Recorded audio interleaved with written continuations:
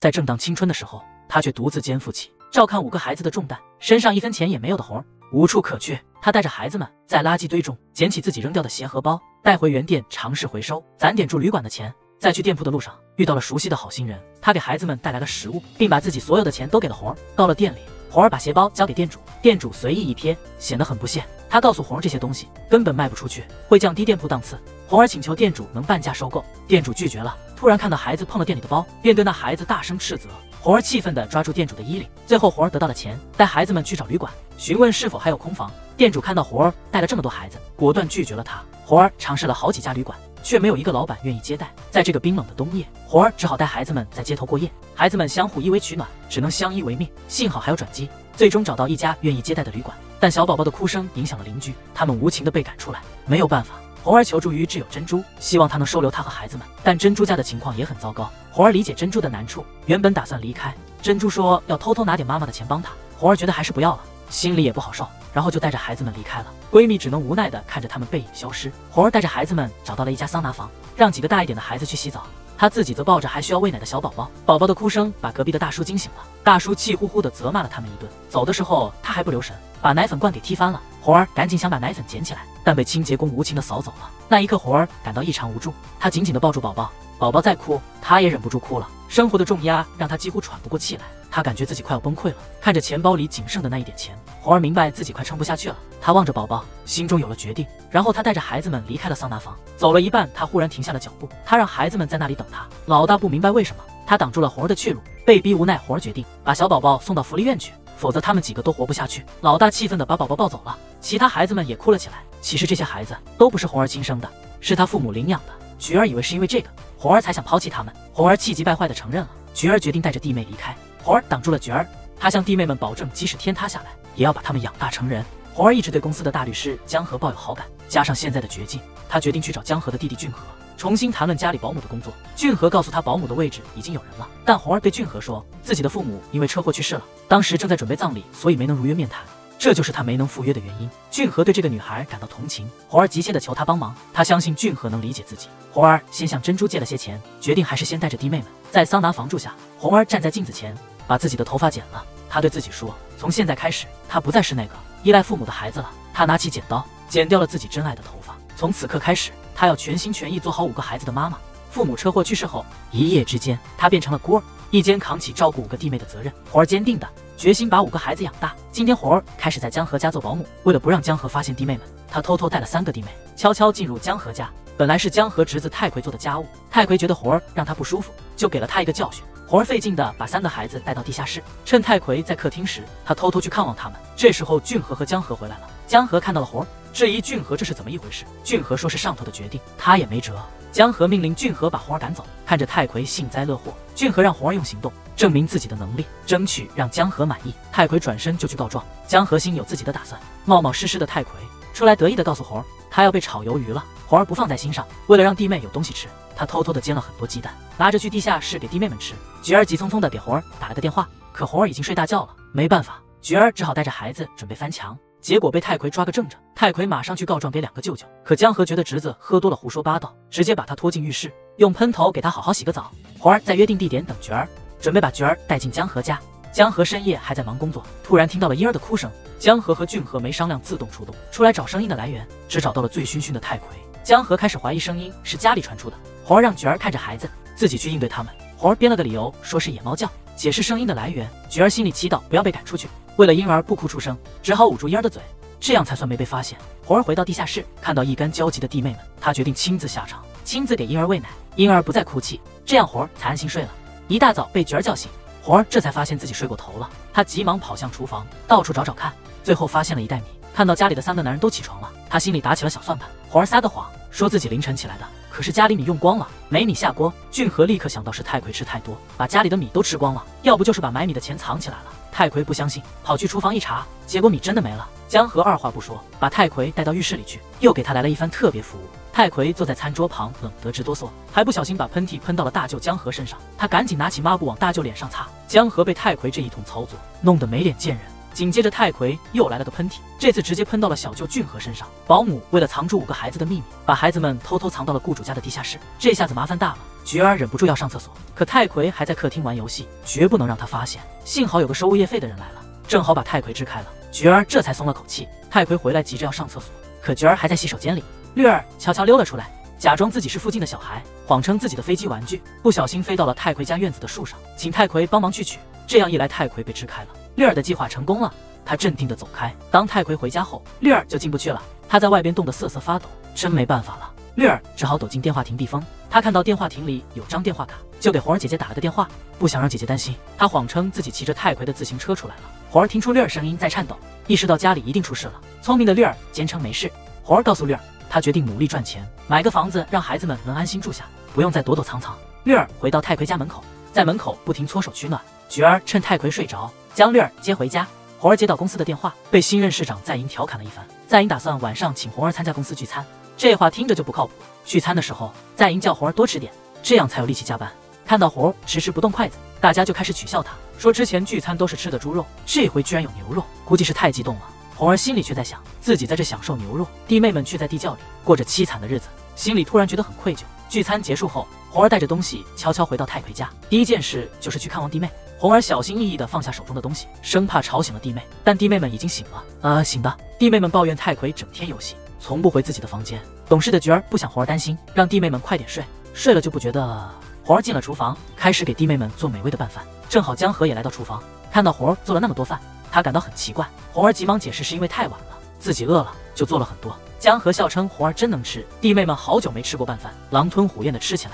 红儿看着他们很是心疼。深夜里，兰儿梦游了，正好撞见泰奎，红儿立刻把泰奎打晕，处理完危机，赶紧把兰儿带回地下室。红儿出来查看泰奎，发现泰奎醒了，马上压住他，大声喊房东来看看。江河和俊河听到声音赶来查看，泰奎吓得不轻，心有余悸。江河给他来了个冷水澡，泰奎回房喝点酒稳定一下，喝多了，正好被装扮成女鬼的环儿吓了一跳。成功了，他们在地下室里开心庆祝。为了让小弟弟能喝到奶，竟然去店里偷奶粉。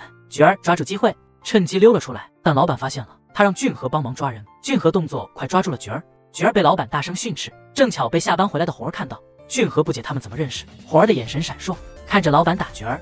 红儿上前护住弟弟，红儿向俊河解释了一切，俊河表示理解。俊河带着兄妹俩回家，正好遇到泰奎在门口，看到菊儿觉得很面熟，认真一看，想起是那天翻墙的小偷。这时江河回到家，看到环儿拿着粥，环儿被吓得粥都洒了，还烫伤了脚。俊河也满脸疑问的回到家。随后红儿和菊儿也到了，看到妹妹受伤，焦急的查看伤口。红儿心疼的不行，给环儿用凉水清洗烫伤处。环儿哀求冷漠的江河，求他不要赶走他们。红儿紧紧抱着环儿，眼泪止不住流下来。但江河并未被打动，冷漠的转身走开。看着这3个可怜人，俊河恳求江河留下他们，江河还是不为所动。好心的泰奎给他们点了比萨。菊儿担心被江河发现赶出去，让大家一起回屋里享用。正要往屋里走，这家伙话多，一一叫着他们的名字，像念咒语似的。环儿跟着泰奎走了岔道，红儿察觉可能会露馅。到了第2天晚上，兰儿的梦游又起了，偏偏被泰奎碰上。泰奎还以为自己眼花了，江河也注意到了兰儿。泰奎和俊河忙着帮红儿圆场，但江河凭直觉感到有异，觉得事情不对劲。4个人名字按彩虹色排，那按着逻辑，应该还有个叫绿儿的吧？红儿解释说绿儿这名不合适，觉得不太适合。江河反问菊儿合适吗？这名字也怪怪的。红儿一时说不出话。就在这关键时刻，江河站了起来，他决定自己去查一查。红儿知道瞒不住了，直接叫绿儿出来。江河觉得红儿太过分，要他1周内搬走。红儿后悔当初，如果父母当时严厉些，也许他就学会自己独立了。俊河看着红儿无助，也不知道该怎么是好。第2天一大早，俊河突然灵光一闪，想起环儿之前的话，立刻去找红儿，把事情问个明白。红儿承认了存在，还真有个男儿。俊河嘱咐他守口如瓶，谁知他们的谈话被江河听到了。江河对红儿发出警告，说就算没那孩子，他的决定已定。事到如今，红儿决定以后带着孩子一起工作，这样他可以更好的照料儿子。红儿把儿子托付给关系不错的恩莫奶奶，她自己则去上班打卡。不曾想到恩莫奶奶带孩子的事被公司高层发现，恩莫奶奶可能会被公司解雇。红儿赶紧出面为恩莫奶奶求情，她说那孩子是她的弟弟。被旁边的在营听到了，在营决定解雇红儿。为了不被老板赶走，几个孩子商量着让大姐嫁给这家的雇主。绿儿觉得泰奎在这个家最有人情味儿，如果红儿能和泰奎结婚，他们也可以跟着泰奎一起移民。环儿说江河冷酷无情，根本靠不住，但俊和叔叔人很好，还是值得依靠的。菊儿泼了他们一盆冷水，孩子们还不知道，红儿为了养活他们，放下了自己的尊严，竟然找了这样一份工作。工作结束后，红儿感到很无力，她走进一家便利店，买了一瓶醒酒水。出店后，红儿漱了漱口，数着今天赚的钱，觉得还是挺欣慰的，自己还算有用，再过几天就能攒够旅馆的住宿费。红儿对着车窗用力地擦掉浓妆，他突然陷入深思。俊和从弟妹们那里得知红儿在桑拿房打工，他担心红儿一个人做2份工作，身体可能会受不了。但红儿告诉他已经被公司开除。第2天晚上，红儿照常去上班，但当红儿走进房间时，结果客人居然是江河。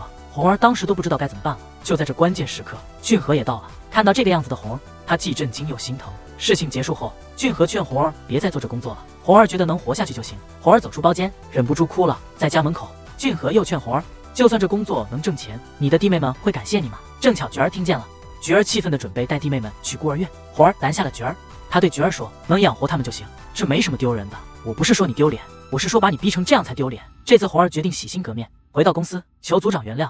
他向组长保证不会再混日子了，会努力学习并做出改变。组长没立刻答应，红儿就跪在办公室。最后他得以复职。红儿把儿子带到路边长椅上坐，突然他听到儿子说话了，把儿子从背上抱下来。儿子指着天上的星星，红儿意识到儿子知道了，妈妈变成了天上的星星，在守护着他们。男人给宝宝喂奶，自己却喝了起来，被红儿抓个正着。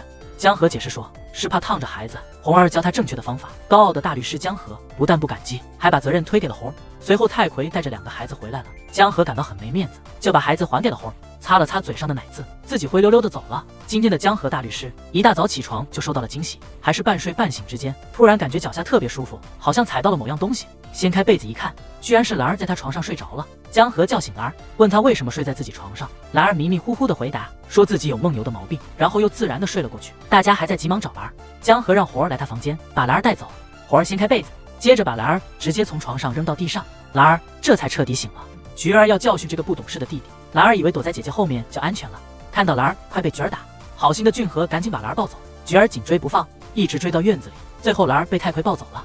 晚上，红儿把孩子哄睡后，翻看工作资料，突然流出鼻血，正好被俊和撞见。细心的俊勉帮红儿准备了热牛奶，红儿心里暖暖的。第2天一大早，红儿准备外出见客户，组长给了红儿一招，告诉他不用多说什么，只需给客户送点礼物就行。红儿到了客户所在地，发现客户家正在办葬礼，按照组长的指示，红儿主动帮忙整理场地。看到那家人的奶奶一整天都没吃东西，红儿打算给奶奶拿点吃的，但奶奶因为思念爷爷，她一直坐在那里不愿离开。她跟红儿说，她爷爷过去常给她唱一首老童谣，可是红儿不会那些老歌，现场没法唱给奶奶听，所以红儿向奶奶保证，一学会就唱给她听。红儿还特地去请教了恩默奶奶，几个人在大厅里开心的唱开了，正好被在营看到了。在营严厉的批评了他们一顿，警告红儿说，如果再这样就不用来上班了。当红儿下次去看奶奶时，奶奶已经生病了，绝不能让孩子单独留在家。那熊孩子梦游时不小心点着了沙发，兰儿完全慌了手脚。江河刚好回到家，立刻把兰儿从沙发上拉开，用外套试图扑灭火焰。火虽然灭了，但江河气得要命，他对兰儿怒吼一通。红儿保护弟弟，冲上去给了江河一个耳光。兰儿跪在地上求江河原谅，江河却头也不回的走了。红儿去江河房间，为兰儿的事向他道歉。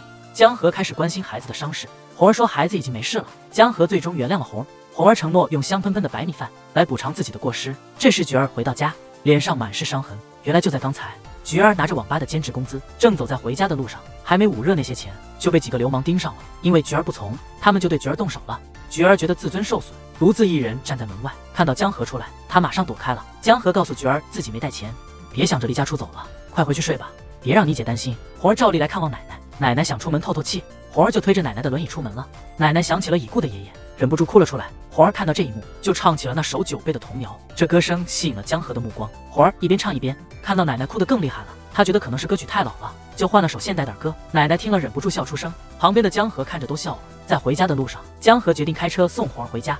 红儿还以为自己听错了，上车后还是半信半疑。平时话不多的江河居然要亲自送她回家，真是难得一见。红儿突然感觉到了什么，紧张的连忙让江河停车，只留下江河和孩子在车里。江河抱怨红儿动作太慢，突然闻到了一股怪味，他低头闻了闻孩子，差点当场晕过去。他赶紧把孩子放下，笨手笨脚的开始换尿布。这活他还真没干过，一上手就搞砸了。江河吓得赶紧开窗透气，终于勉强换好了尿布。红儿重新上了车，闻到了那股奇怪的味道，还以为江河出了状况。江河冲进洗手间，怎么洗也洗不掉那味，只好叫红儿帮忙买块香皂。红儿身上没带钱，江河就把卡给了他。红儿想着仅为买块香皂，刷卡太不合算了，决定顺便买点婴儿奶粉，让江河工资里扣。红儿买回了香皂，看到江河要扔衬衫，红儿嫌可惜，她决定亲自洗干净再烘干。两人重新出门，结果发现车不见了。红儿这才想起来忘了锁车，于是赶紧报警。警察看到红儿抱着孩子，差点以为他们是夫妻，没办法，只能坐地铁回家。地铁里，一个醉汉摇摇晃晃走过来，挤到江河旁边坐下，开始胡言乱语，然后突然吐在江河身上。两人又奔回洗手间，活儿帮忙洗干净衣服，可惜烘干机坏了，江河只好湿着衣服出来，浑身发抖。活儿安慰说走一走就干了，先将就着穿吧，比没穿强。在回家路上，寒冷让江河不停打喷嚏。活儿看到路边烤红薯，买了一堆回家，想给家里人尝尝，他自己也大口吃起来。看到江河咳嗽，就递给他吃了一半的。江河尝了尝，觉得味道不错，决定再买一个。终于回到家，红儿把红薯分给了大家，江河只能躺在床上休息。听兰儿说江河生病了，红儿就送来柚子茶，想让他快点退烧，还叫俊和送来冰袋，自己在厨房弄柠檬水。被俊和看到，他问红儿是不是还放不下江河。红儿觉得对不住江河，所以才这么做。身为亿万富翁，偶尔会住在别人家地下室，还经常去穷人家里蹭饭，边捡垃圾边挣点小钱，还教那些穷孩子怎么捡垃圾。红儿在回家的路上遇见了老爷爷，那时他还不知道老爷爷的真正身份。他带老爷爷去了个能免费享受空调的地方。老爷爷问起了红儿家的情况，红儿责备老爷爷太冷漠，经常来自家吃喝，却从不关心去世的父母。老爷爷解释说他在外面晕倒了几天，最近才恢复过来。红儿问老爷爷理疗费怎么解决，老爷爷说他直接溜了，饿了就去找免费的食物。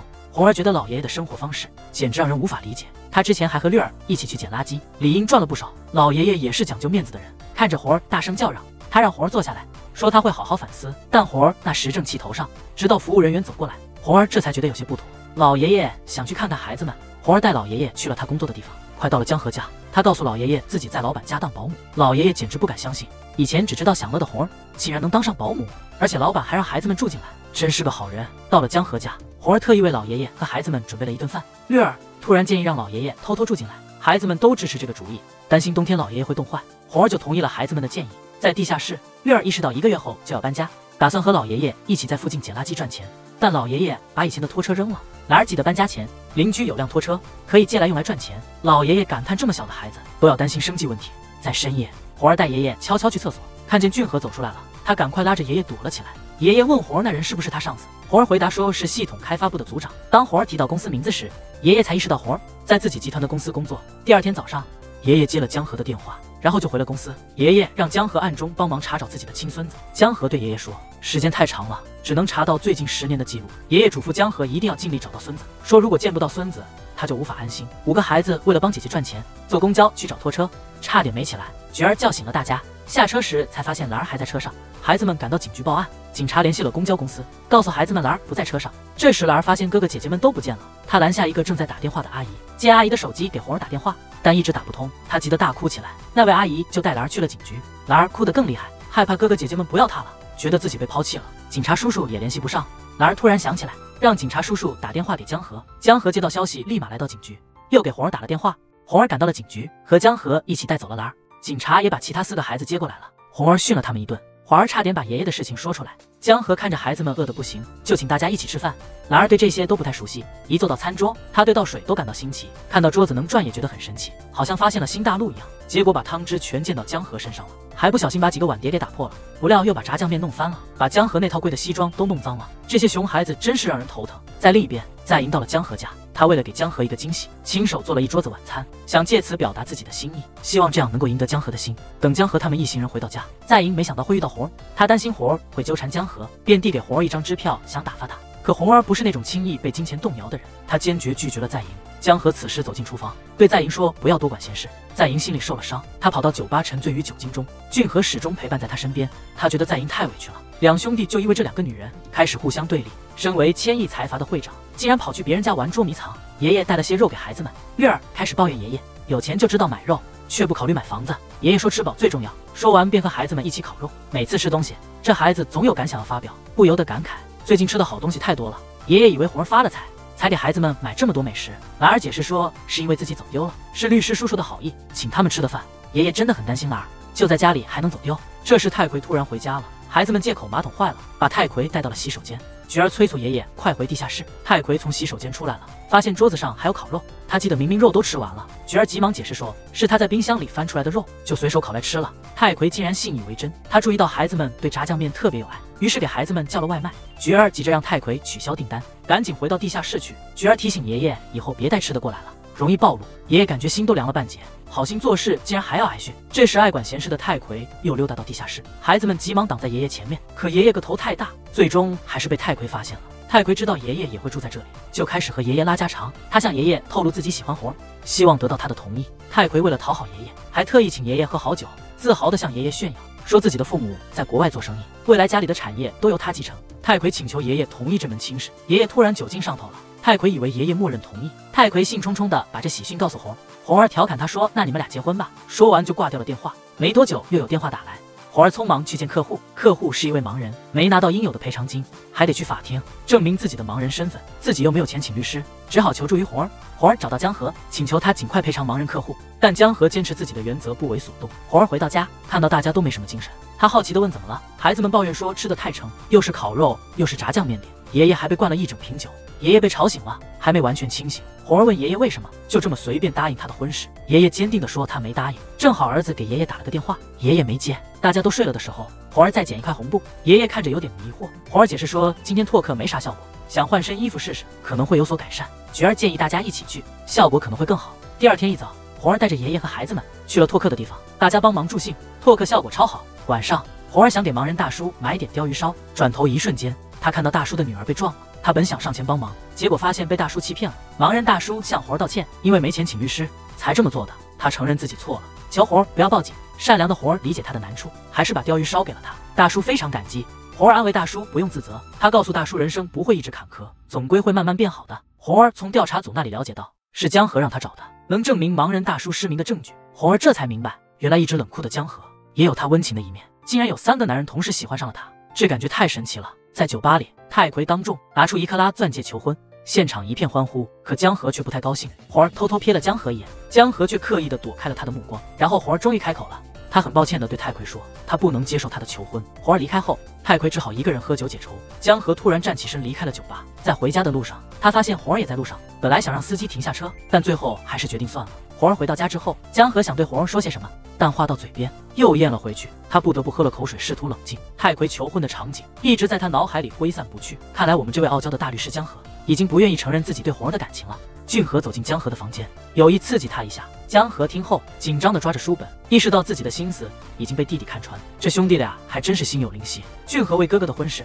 真是操碎了心，他又跑到厨房想亲自确认红儿对太奎的感觉。红儿只把太奎当弟弟，俊河这才放心。就在他准备离开时，突然想出了一个绝招来刺激江河一下，但红儿没有回应。俊河默默认为自己还有机会。红儿晚上看书时，脑子里全是俊河的话，根本无法集中精神。第二天一大早，太奎看到红儿，就因昨天的事情心里不爽，餐桌上气氛有点尴尬。俊河突然想到孩子们快开学了，提议孩子们换个学校，不然离原来的学校距离太远，上学都不方便。他决定和红儿一起办理转学手续。华儿突然问俊河，他和红儿的婚事定下来了没？俊河回了句世事难料。旁边的江河什么都看在眼里，太奎似乎也意识到了点什么，然后赶紧跟着俊河跑到房间，紧紧握着俊河舅舅的手，感激地对他说了声谢谢。太奎还以为舅舅在帮他挽留活呢，殊不知他早就出局了。熊孩子帮江河打扫卫生，不小心把江河心爱的唱碟机给碰坏了，还顺带碰到了立体音响。江河那炸毛的脾气顿时就上来了，只好带来儿去自己房间玩游戏，这下子帮了大忙。俊河正准备带红儿和孩子们出去吃顿好的，大家都开心的出去玩了，就留江河一个人在家玩游戏。太奎跑到舅舅房间，这才明白自己也被抛弃了。此时俊河正在带着红儿和孩子们疯狂购物，每个孩子都挑了一套衣服，俊河想让红儿也挑一件，红儿有点不好意思，突然看到了一条漂亮的连衣裙，心里真的有点动心，但他已经决心不穿裙子了。就在他剪短了头发的那一刻，他决定全心全意做孩子们的妈，觉得这些都和他没关系了。俊河看着红儿渐行渐远的背影，心里真是有点心疼，毕竟红儿也只是个20几岁的年轻女孩。回到家里，红儿发现江河没吃他准备的午饭，就跑去问江芳怎么了。江河冷冰冰地说就是不想吃，还说晚饭也不用准了，自己一个人在健身房跑得汗流浃背。红儿担心外面冷爷爷会冻着，就偷偷把爷爷带回家地下室。爷爷谎称捡到宝贝，今天赚了不少钱，把钱都给了红儿。红儿让爷爷还是自己留着钱吧。第二天，太奎找到爷爷倾诉，想把大家召集起来，可华儿突然插话，俊河叔叔对我们真的超好的，还带我们买了一堆东西。太奎立马反驳，那都是舅舅为了我才这么做的。他差点脱口而出，连戒指也是俊河买的。华儿马上就揭穿了他。太奎为了保住面子，带着孩子们赶紧溜了。另一边，俊河为了证明对红儿的真心，特地带他去超市大采购。回家后，他们一起下厨做饭，孩子们看着都觉得太奎应该学学，可太奎切个菜就不小心割到手了。一个冷酷的母亲为了钱把还小的儿子给卖了，现在丈夫的公司倒闭了，和第5任丈夫离婚后，她回国想找儿子帮忙。她的儿子正是律师江河，从被母亲抛弃的那天起，江河就有了阴影，她不想原谅他，也不愿意收留他，两人一见面就吵了起来。江河只能借酒浇愁，酒醉后回到家，这时又接到了母亲的电话，他想去看看江河的公司。江河一听就气得摔了手机。这一幕正好被刚回家的红儿看见，红儿想过去安慰他，却闻到了浓重的酒气。他很想知道发生了什么。江河突然紧紧抱住红儿，红儿立刻推开了他。江河几乎情不自禁地想吻红儿，但还是抑制住了自己。红儿回到房间，脑海里反复回放那一幕，他努力不去想这些。第二天早上，江河表现得若无其事，假装昨天的事什么也没发生。到公司后，正好遇见了自己的生母，江河甚至不愿多看他一眼。生母哀求能留他一住处，江河还是坚决拒绝了。这一幕被在营目睹，在营对他们的关系感到好奇。在营希望与江河结婚，但他知道靠自己一个人说服不了江河，所以找来了爷爷帮忙。爷爷好言相劝，但江河还是拒绝了。爷爷觉得对不起在营，觉得没帮上忙，他劝在营还是放弃比较好，这样心里可能会舒服些。但在营就是做不到。太奎已经帮红儿约好了客户，红儿却没出现，在营出现了。他一进门就把酒泼到江河脸上，在营无法忍受江河那些绝情的话。江河解释说，只是不想对一直照顾自己的爷爷撒谎。看着江河离去，在营紧跟其后。江河这时爆发了，在营彻底失望，崩溃地坐在地上。俊河把在营扶了起来，在营无助地依靠在俊河身上，希望从俊河那里得到支持。俊河答应了在营，说会尽全力帮助他。这一幕被红儿看到了，他失落地回到了家。回家后，太奎生气地问红儿为什么没去见客户。红儿对太奎的指责感到既委屈又生气。他告诉太奎，自己虽然照顾5个弟妹，但他也不是易于被欺负的，他不是那些富家子弟可以随便玩弄感情的。他发誓要在1个月内搬出这个家。刚回家的江河和俊河都听到了这一切。江河警告俊河不要对红儿有非分之想。俊河感到很冤枉，本来只是想帮哥哥追求红儿的，自己才开始追红儿，但现在他的想法变了。俊河在厨房泡了杯咖啡，正巧红儿走了进来。他想和俊河划清界限，可是这次俊河是真的喜欢上了红儿。被误会的俊河只好郁闷地回房间。红儿出来时碰到了自己独自郁闷的江河，江河拉住了红儿的手，为昨晚的事向他道歉。红儿觉得江河只是把他当做酒吧里那些女人来倾诉他的不快，但江河真的很在乎红儿，他从来没有对一个女人这么心动过。只有红儿，两人都心烦意乱。江河的生母再次来到公司，找到了在营的妈妈。原来他们以前都在夜店工作，那时就结下了缘分。他威胁在营的妈妈，如果没有他当初的帮助，他现在不会是集团夫人。这时在营进来了，看到江河生母正要走，他跟了上去。在营问他那天是否见过江河，江河生母疑惑地问在营是谁，直到在营喊了一声妈妈，江河生母顿时明白了，还感叹说母女俩真是一模一样。在营一直追问他那个女人到底是谁，母亲无奈地告诉他那是江河的生母，这也是他讨厌江河的原因。自己为了和不爱的男人结婚，给了江河生母一大笔钱让他帮忙。江河生母因为急需钱，和在营达成了协议。生母直接冲进江河的办公室，准备和江河好好谈谈。这时候俊河也来到了办公室，江河突然感到紧张，他担心生母的身份被俊河知道，可能会对俊河产生影响。于是江河叫母亲出去谈，母亲不明白为什么，江河怕俊河知道，毕竟他们是同父异母的兄弟，江河理应讨厌他才是。但江河反驳生母说，他一直把俊河的妈妈看作自己的亲妈，所以对他来说俊河这个弟弟也非常重要。他警告生母别想接近他心爱的弟弟。生母把在营的事透露给江河，江河气愤地说，以后我们别再见面了。他转身又去了在营的办公室，质问在营为什么要这么做。在营理直气壮地回答，未来的婆婆遇到危机，我怎能袖手旁观。江河警告在营今后少管闲事，可是在营已经掌握了江河的秘密。他从江河生母那里得知，俊河和江河不是亲生兄弟，他用这个秘密威胁俊河，如果江河愿意结婚，在营就会永远保守这个秘密。另一边，红儿从调查人员那里得知，他父母的车祸并非普通意外，而是一场预谋的谋杀。一旁的爷爷似有所思，红儿疑惑地问爷爷这么晚要去哪儿。爷爷谎称明早有人搬家，在那附近睡觉能捡到宝贝，说赚到的钱也能帮助红儿，然后急忙离开。会长一回到家就问在营妈妈，她是否知道红儿父母车祸的事。在营妈说得知消息时，已经安排人把红儿家重新装修了。会长反问在营妈，难道不知道那家还有孩子吗？拆了房子人家就没处住了。在营妈承认自己知道，她因为嫉妒公公和那家人亲近，请求公公原谅自己的冷酷。会长了解情况后并未多问，而在营妈则感到惊恐。原来那天红儿父母得知会长晕倒，两人赶到医院，正好被在营妈看见。在营妈得知公公将自己的医院交给红儿父亲继承，她心中便有了不满。红儿的父母正是在回家的路上发生了那起致命的车祸。在营妈发现公公开始多疑，她担心秘密会被泄露，她嘱咐老公千万要守住秘密，绝不能透露见过红儿的父母。爷爷又一次回到了地下室，他拿出几本孩子们小时候的相册开始翻阅。突然他在相册中发现了一张陌生女人的照片，他问孩子们这女人是谁，孩子们却怎么也想不起她是谁。爷爷拿出一张旧照片对比，突然意识到那个女人正是他一直在寻找的人。红儿一边赶回家，一边给好友珍珠带了些吃的。此时公司的调查组老大注意到了一个可疑的男人，看起来正是他们要找的嫌疑人。调查组老大在监控中告诉金道直，他看到了那人的卡车。金道直做贼心虚，立马矢口否认。他急忙回到在营妈的车里，把刚才的事情告诉了在营妈。在营妈感到事情不妙，催促金道直快点搬家，搬到一个没人能找到的地方。他暗恋的男人终于在5年后承认了他的感情，可是他却要和另一个女人结婚。如果是你，你会有什么感受？看到江河经常喝闷酒，红儿担心他的胃会受不了，就贴心的给他送来一碗海带汤。江河一时不知道这是不是红儿作为保姆对他的关心，还是他有其他心思。红儿认真的对江河说，那天在公司的讲座上，他其实在打盹。江河却问他，不觉得这很丢脸吗？江河突然觉得自己有些可笑，自己也没比别人强，还在教训别人。他没想到，就因为当初的一句话，他竟然追了自己5年。红儿当时只是觉得，或许江河就是他的真命天子。听到这些，江河眼眶里的泪水忍不住打转，他实在不想辜负这个一心追他的女孩。红儿心里五味杂陈，毕竟他还得照顾5个弟妹，即使再喜欢江河，也只能把爱情深藏心底。能深爱一个人5年，他已经很满足了。江河也陷入了这段复杂的感情，他开始在路边摊独自喝酒，脑海里不断浮现被在营威胁要结婚的情形。一气之下，他摔碎了酒杯，结果惹怒了旁边桌的大叔。几个大叔开始对他拳脚相加，江河被打倒在地，他感到不甘心，便还击了几拳。后来他独自来到一片草坪，回想他和红儿的种种，心里异常痛苦，满脸是伤的回到家。红儿见状想要安慰他，却被他推开了。他醉醺醺的回房间，兰儿在房间里等了很久，看到江河这副模样，他吓了一跳。俊河和红儿也来到房间，都很担心他的伤。他既愤怒又羞愧，把大家都推出房间。兰儿作为江河的铁杆粉丝，非常担心江河叔叔。俊河在旁边安慰兰儿说，江河是个硬汉，不会那么容易倒下。江河本来正在熟睡，突然感觉恶心，跑去洗手间吐了，被门口的红儿看到了。兰儿也因为担心，一直没能入睡。他在旁边帮江河拍背，心疼的他不由得眼泪流了下来。江河不解为何兰儿会流泪，兰儿抽泣着说，看你受伤我也心疼，我的心也跟着疼。江河意外的发现，通常只会顽皮的兰儿竟然这么体贴让人心动。回到房间之后，红儿帮江河擦药，兰儿则在旁边轻轻吹风。看着姐姐教训江河叔叔，他不禁为江河叔叔辩护。听着屋里江河和红儿的争执，俊河忍不住嫉妒起来。睡不着的俊河走到厨房喝水，正好遇上了红儿。他试探性的问红儿，如果我也被人打了，你会不会也大声训斥我？红儿没有回答，俊河觉得尴尬，便走开了。半夜江河又起来吐，兰儿被吵醒了，他跑到洗手间帮忙拍江河的背，又给他倒了杯热水，还贴心的帮他盖好被子，生怕他着凉。趁江河睡着，又轻轻擦拭他的伤口，真的像个小天使。江河让兰儿别太担心，但转过头，他不禁流下眼泪。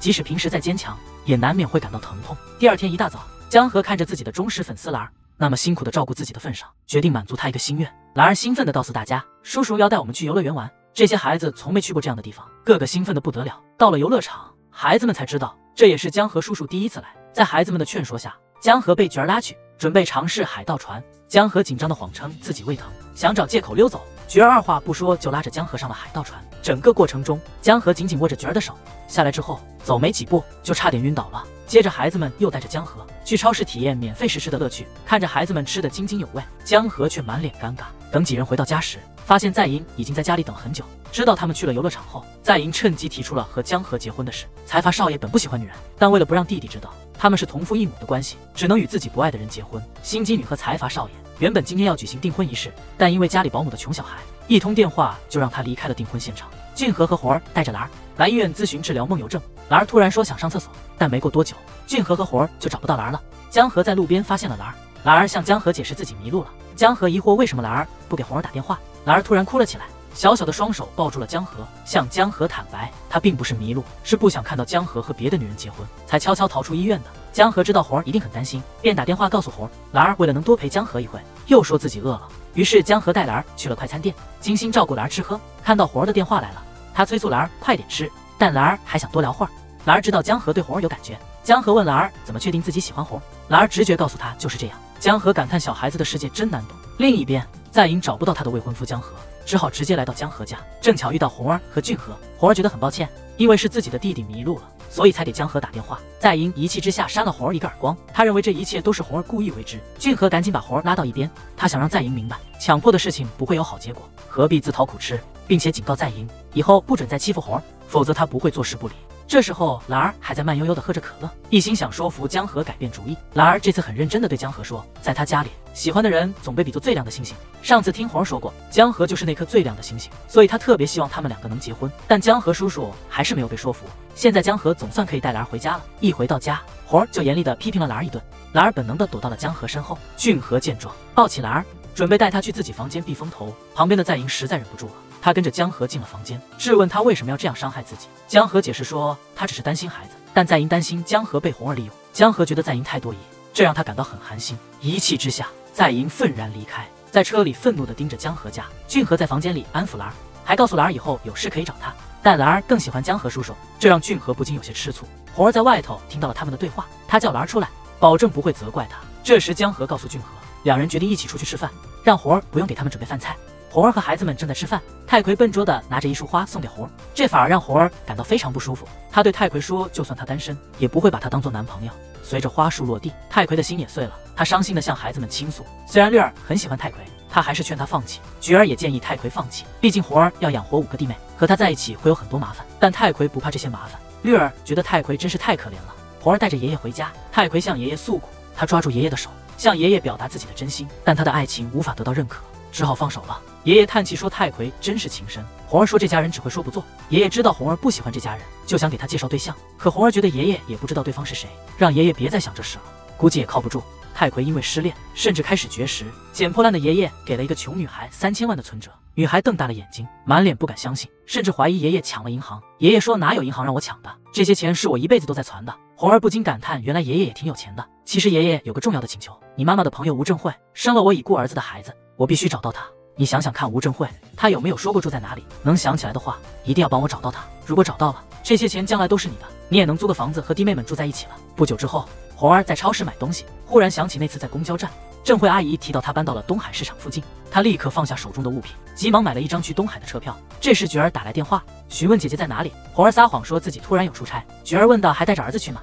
红儿拍了拍自己的头，自责自己说话没经过大脑，只好无奈地顺着菊儿的话。在菊儿还没说完之前，红儿匆忙挂断了电话，带上儿子赶上了去东海的公交。同时那个狠心的儿媳已经得到消息，为了能顺利继承遗产，她计划除掉潜在的威胁，秘密安排了亲信在东海周围。第二天一大早，红儿在东海市场四处打听吴正慧的消息，一个大婶告诉她吴正慧现在的地址。红儿带着几个月大的宝宝，在冰冷的雪地中艰难前行，她一边小跑一边快步走，几乎要跌倒，看着儿子都快被冻坏了。他边给儿子披上自己的外套，边自责自己太鲁莽。突然儿子哭泣不止，他忙带儿子去了附近的诊所，幸好儿子没事。红儿暂时把儿子安置在那里，然后急忙去找郑慧阿姨。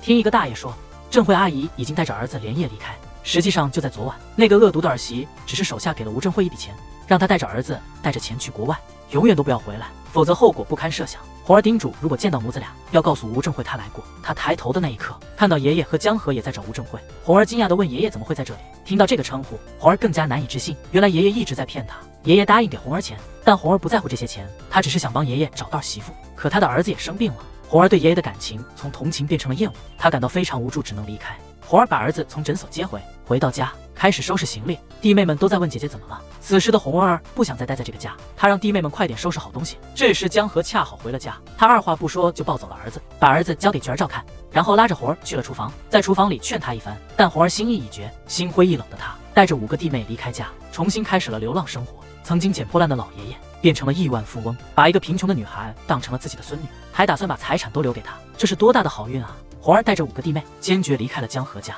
红儿无处可去，只能暂住在好友珍珠家。显然孩子们习惯了江河家的忧郁生活，很难适应这里的环境。红儿辞掉了保险公司的工作，白天她去餐厅打工，由于没时间照顾儿子，就让兰儿帮忙照看。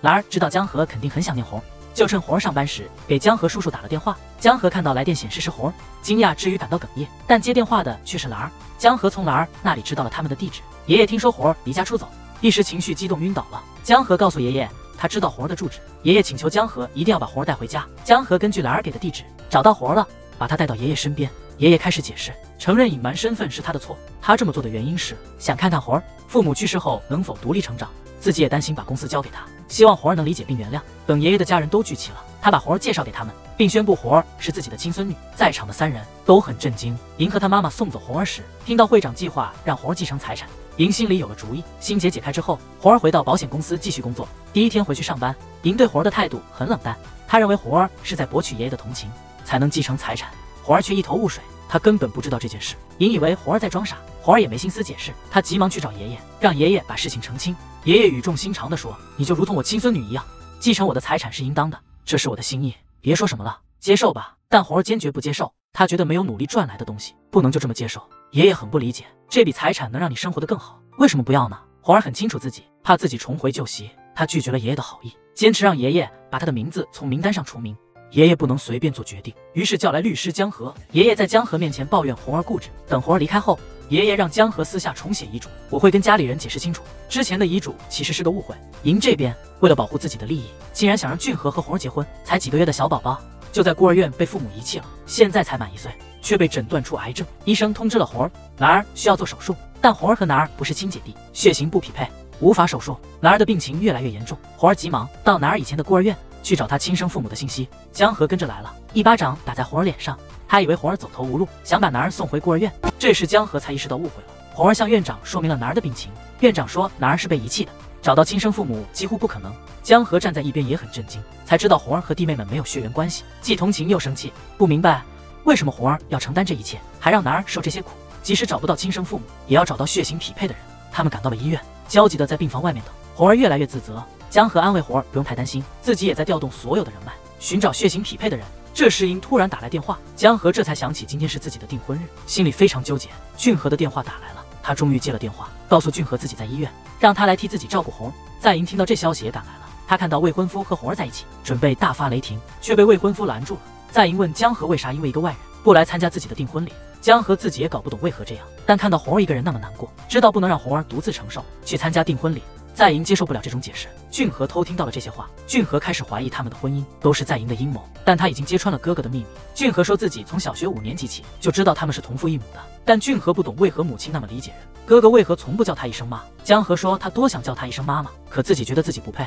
俊和最终理解了，也释然了。他让哥哥以后要好好照顾红，自己也从这场感情竞争中退出。在莹在酒吧独自喝酒，俊和也来陪他。他告诉在莹已经知道哥哥的秘密，在莹苦笑。第二天他去找江河，告诉他自己放弃这段婚姻了。经历这些后，他也明白了，爱情应该是自愿的，不是将就。另一边男儿的病情好转了，江河一听就去了医院。这次他终于表白了对红儿的爱，让你等了那么久，真的很抱歉，这次我不会再走了。弟妹们听说也赶了过来，大家都埋怨姐姐太无情，红儿感到很愧疚。她带着菊儿来到病房，看着男儿熟睡的样子，他们祈祷男儿早日康复。保姆变成了财阀的千金，财阀的爷爷让他继承了遗产，但他坚决拒绝了。江河告诉会长找到了吴正慧母子，会长误以为吴正慧是自己儿子的儿媳，吴正慧解释这全是误会。会长了解后晕倒了，住进了医院。另一边手下跑来报告说那个狠心的儿媳吴正慧母子又回来了，会长甚至已经见过他们了，准备做 DNA 测试确认亲子关系。这下狠心儿媳慌了神，这一幕恰好被公司调查组的大哥看到。江河得知会长已经醒来，就透露了一个秘密。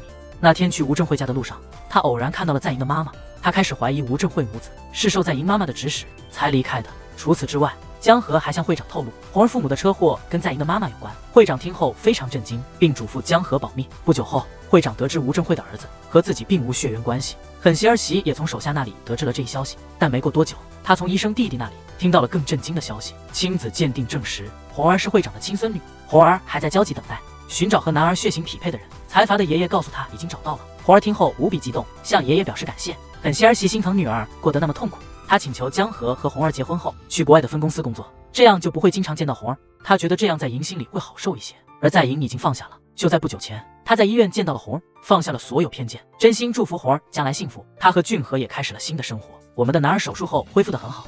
红儿带着5个弟妹回到了江河家，一起开始了新的生活，家里人都很开心，只有太奎感觉格格不入。那天在医院看到红儿和江河甜蜜互动，忍不住为俊和抱不平，觉得俊和应该更积极一些，但很快就被江河舅舅拉去喝酒。江河想跟红儿商量婚事，却被红儿直接拒绝了。爱面子的江河心里不是滋味。红儿对江河的激将法毫不在意，她现在只想当保险女王，没有成就梦想是不嫁人。江河劝红儿要现实一些，梦想也得脚踏实地。他们真是欢喜冤家。回到公司上班，红儿竟被黑帮老大盯上，因为红儿业绩常年垫底，黑帮老大伪造交通事故，想要诈骗保险金。红儿在病房门口偶听此事，马上找公司调查组求助，但黑帮老大已经先行动了，威胁红儿别多管闲事，否则后果自负。狠心儿媳趁机计划跟黑帮老大一起对付红儿。那天晚上，黑帮绑架了红儿，江河恰好目睹，但他没能救出红儿，自己也被绑了。另一边，在莹从母亲那得知红儿是爷爷的亲孙女，发现母亲的阴谋，立刻和俊和去救红儿。幸好俊和给红儿带了定位器，准确找到了绑架地点，成功救出了他们。犯罪多端的在莹妈最终选择自尽赎罪。会长也通过一系列的考证，得知了红儿是自己的亲孙女。爷爷打算让红儿继承家产，红儿坚决拒绝。他说如果成为保险女王，挣的钱可能比你还多，他不觉得有什么遗憾。江河也捐出了自己的股份，以此威胁红儿。俩人还得继续吵架。江河开始跟着红儿蹭吃蹭喝。故事的结尾，他们领养了一个小孩，按照彩虹的颜色顺序给他取名为子儿。子儿的到来让红儿终于答应结婚了。